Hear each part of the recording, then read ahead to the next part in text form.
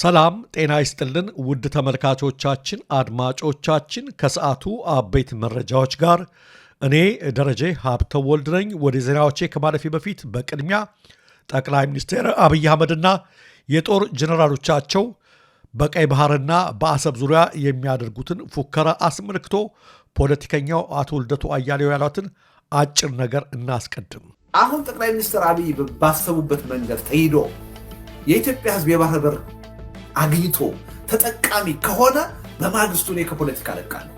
የፖለቲካ ደንቆሮ ነኝ ማለት ነው። አይገባኝም ማለት ነው። ደደብ ነኝ ማለት ነው። ይሄ ጉዳይ እንዳውም የባህር በር የማግኘት እድላችንን የሚያረቅ ነው፣ የሚያወሳስብ ነው።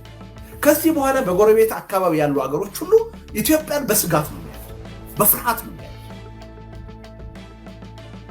130 ሚሊዮን ህዝብ ነው ያለኝ ብለህ ከ2 ሚሊዮን ከ3 ሚሊዮን ህዝብ ጋር ራስን በጉልበት ማነጻጸር ከጀመርክ በኋላ ማንም ጎረቤት ሀገር በስጋት ነው የሚያዩት፣ በፍርሃት ነው የሚያዩት።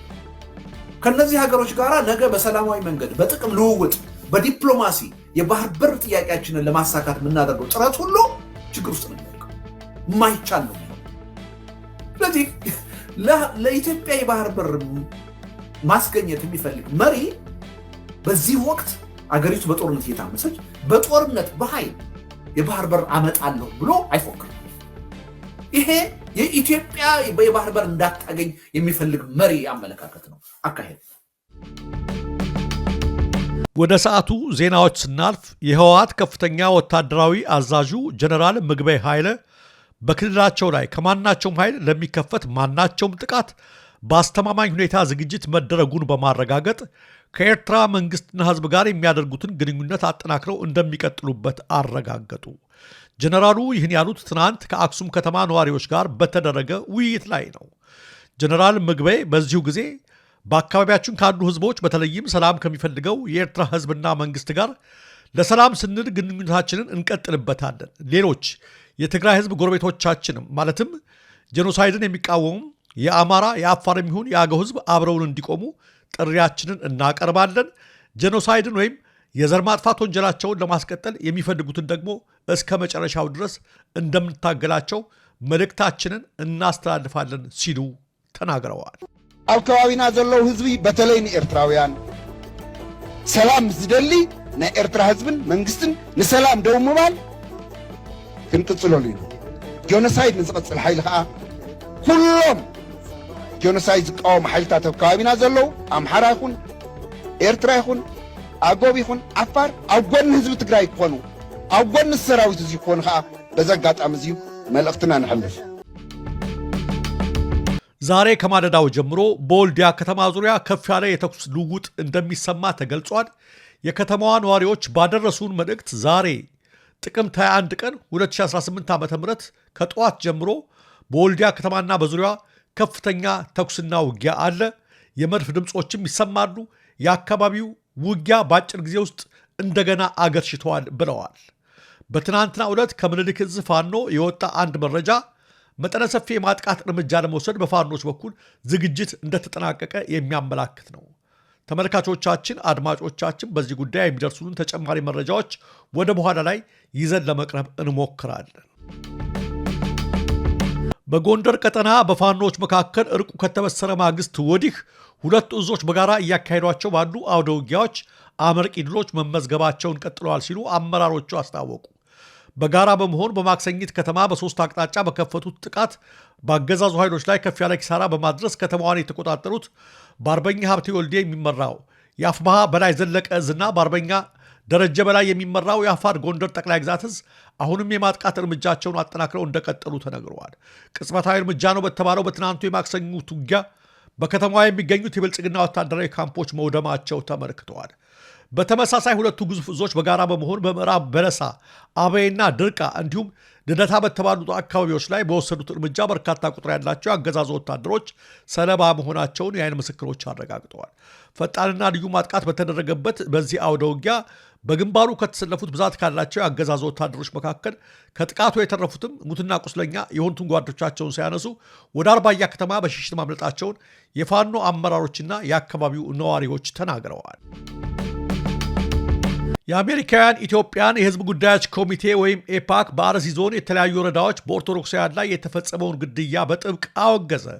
ኤፓክ ባወጣው መግለጫ በሰሞኑ በአርሲ የተለያዩ ወረዳዎች በኦርቶዶክስ ተዋሕዶ እምነት ተከታዮች ላይ ስለተፈጸሙት አሰቃቂ ግድያዎች ተጨባጭ መረጃዎችን ዋቢ አድርጎ በዝርዝር በማብራራትና የተፈጸመውን ጭፍጨፋ አጥብቆ በመኮነን ይህን ድርጊት የፈጸሙና ያስፈጸሙ አካላት በሕግ እንዲጠየቁ በአጽንኦት ጠይቀዋል። በጉዳዩ ዙሪያ ቅዱስ ሲኖዶስ ያወጣውን መግለጫ እንደሚጋራው የጠቀሰው ኤፓክ የአሜሪካ መንግስት፣ የኮንግረስ አባላት፣ የመንግስታቱ ድርጅትና ዓለም አቀፍ የሰብአዊ መብት ተሟጋቾች ሁሉ ይህን አሳዛኝ ድርጊት እንዲያወግዙና ድምፃቸውን እንዲያሰሙ ጥሪ አቅርበዋል። እንዲሁም በተፈጸመው ጭፍጨፋ ዙሪያ ግልጽና ገለልተኛ የሆነ ዓለም አቀፍ ምርመራና ማጣራት እንዲደረግ ጥሪ ያቀረበው ኤፓክ ይህ ኢሰብአዊ ድርጊት ሲፈጸም ከለላ ያልሰጡ ባለሥልጣናትም በሕግ እንዲጠየቁና ድርጊቱ በተከሰቱባቸው አካባቢዎች ላሉ ክርስቲያኖችና ሌሎች ማህበረሰቦች አሁንም ተገቢው ጥበቃ እንዲደረግላቸው በአጽንኦት አሳስበዋል። በተመሳሳይ ይህንኑ የአርሲውን ጭፍጨፋ አስመልክቶ የኢትዮጵያ የሃይማኖት ተቋማት ጉባኤ የሐዘን መግለጫ አስተላልፈዋል። መግለጫው እንደሚከተለው ይቀርባል። የኢትዮጵያ የሃይማኖት ተቋማት ጉባኤ በአንጋፋዋ የኢትዮጵያ ኦርቶዶክስ ተዋሕዶ ቤተክርስቲያን ካህናትና ምዕመናን ላይ ግድያና ስቃይ መፈጸሙን የሰማው በታላቅ ድንጋጤና ሐዘን ሲሆን መሰል ተግባራትም በተለያዩ ወቅቶች ሲፈጸም እንደነበር የሚታወስ ነው። ጉባኤው የተሰማውን ጥልቅ ሐዘን ለቤተ ክርስቲያኒቱ አባቶችና መሪዎች በተለይም ለተጎጂ ቤተሰቦች ይገልጻል። የኢትዮጵያ ሃይማኖት ተቋማት ጉባኤ በተለያዩ አካባቢዎች በኢትዮጵያ ኦርቶዶክስ ተዋሕዶ ቤተክርስቲያን ካህናትና ምዕመናን ላይ በተለያዩ ወቅቶች የደረሱትን ግድያዎችና ጉዳቶች ለማጣራት ጥረት ሲያደርግ ቆይተዋል። የኢትዮጵያ ኦርቶዶክስ ተዋሕዶ ቤተክርስቲያን ቋሚ ሲኖዶስ ትናንት ጥቅምት 20 ቀን 2018 ዓ.ም ያወጣውን የሐዘን መግለጫም በአግባቡ ተመልክተናል። ከመግለጫው መረዳት እንደሚቻለው በኦሮሚያ ክልል በአርሲ ዞን በጉና በመርቲ በሽርካና በሆሎንቆ ዋቢ ወረዳዎች በአንጋፋ የኢትዮጵያ ኦርቶዶክስ ተዋሕዶ ቤተክርስቲያን እምነት ተከታዮችና ካህናት ላይ እየደረሰ ያለው ግድያና ስቃይ ከዕለት ዕለት እየጨመረ መምጣቱን ተረድተናል። በተጨማሪም ይህን ግድያና እንግልት የፈጸሙት አካላት ማንነታቸው ያልታወቀ ታጣቂዎች እንደሆኑም ከመግለጫው መረዳት ይቻላል።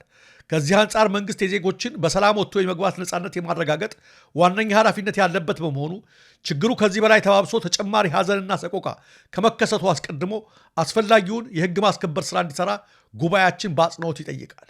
በተጨማሪም አስተማማኝ ሰላም የሚረጋገጠው በሁሉም ዜጋ የጋራ ርብርብ በመሆኑ ሁሉም የሃይማኖት ተቋማትና ህብረተሰብ ይህን እጅግ የከፋ የጭካኔ ተግባር በአንድ ድምፅ በግልጽ ማውገዝና ከህግ አካላት ጋር በመተባበር ወንጀለኞችን ለፍርድ እንዲቀርቡ የበኩላችሁ ሚና እንድትወጡ የአደራ ጥሪያችንን እናቀርባለን።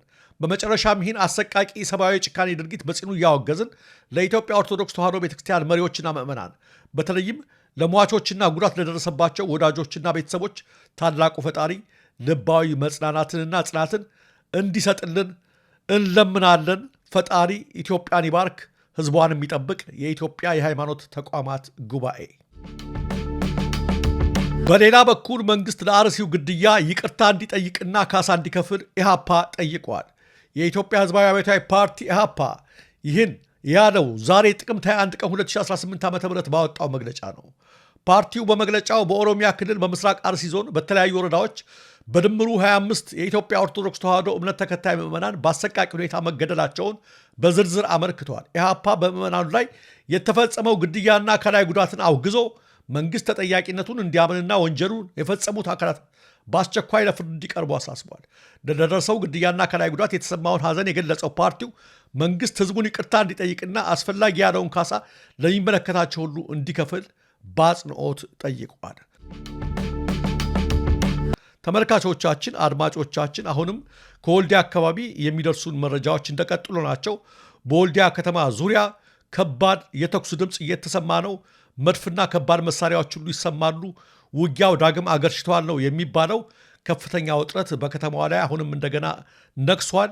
በዚህ ጉዳይ ተጨማሪ መረጃዎችን ለማሰባሰብ አሁንም ጥረት እያደረግን ነው። በመግቢያችን ላይ እንዳልነው ከሚመለከታቸው አካላት ተጨማሪ መረጃዎችን ካሰባሰብን በኋላ ወደ በኋላ ላይ ይዘንላችሁ ለመቅረብ እንሞክራለን። ለትክክለኛ፣ ለወቅታዊ፣ ለፈጣን መረጃዎች እንዲሁም ለቁም ነገር አዘል ዝግጅቶች ደሬ ኒውስ ሊከታተሉ። ኢትዮጵያ ሀገራችን፣ ምስራቅ አፍሪካችን በሰላም በአንድነት በሞገስ በነፃነት በፍቅርና በክብር ለዘላለም ይኑሩ።